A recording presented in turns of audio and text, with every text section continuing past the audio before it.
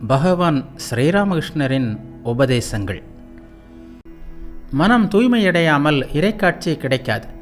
காமம், கோபம், பேராசை இவற்றை வென்றால் அவரது அருள் கிடைக்கும். அப்போதுதான் அவரது காட்சியும் கிடைக்கும். இதோ பாருங்கள், நான், எனது, இந்த இரண்டும் அஞ்ஞானம். எம்பெருமானே, நீயே எல்லாம் செய்பவன், இவை அனைத்தும் உன்னுடையவை, இது ஞானம். எனது என்று எப்படி கூற முடியும்? தோட்டக்காரன் இது எனது தோட்டம் என்கிறான். ஆனால் ஏதாவது குற்றத்திற்காக வேலையிலிருந்து நீக்கப்பட்டால் தன்னுடைய மரப்பட்டியை கூட தோட்டத்திலிருந்து வெளியே எடுத்து செல்ல அவனுக்கு தைரியம் இருக்காது. காமம், கோபம் முதலியவை விலகாது. ஆராய்ந்து அவற்றை விரட்டுங்கள். யானை பிறரது வாழை மரங்களை தின்ன சென்றால் பாகன் அங்குசத்தால் குத்துகிறான். நீங்கள் வியாபாரம் செய்கிறீர்கள். படிப்படியாக வியாபாரத்தை பெருக்க உங்களுக்கு தெரியும்.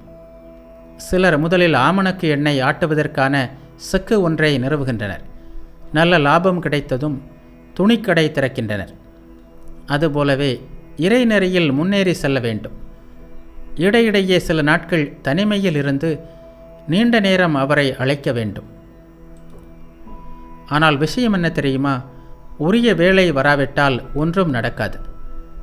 சிலருக்கு இன்னும் உலக இன்பங்களும் பல காரியங்களும் அனுபவிப்பது பாக்கி இருக்கிறது. அதனால் தாமதம் ஏற்படுகிறது. பழுக்காத கட்டியை அறுத்தால் தீங்குதான் நேரும். பழுத்து முகம் கூட்டிய பிறகே டாக்டர் கத்தியை வைக்கிறார்.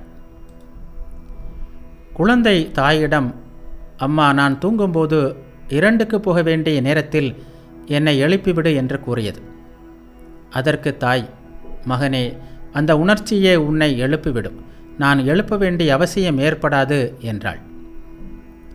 கடவுளை காண வேண்டும் என்ற ஏக்கம் ஏற்படும்போது கடவுள் காட்சி கிடைக்கிறது.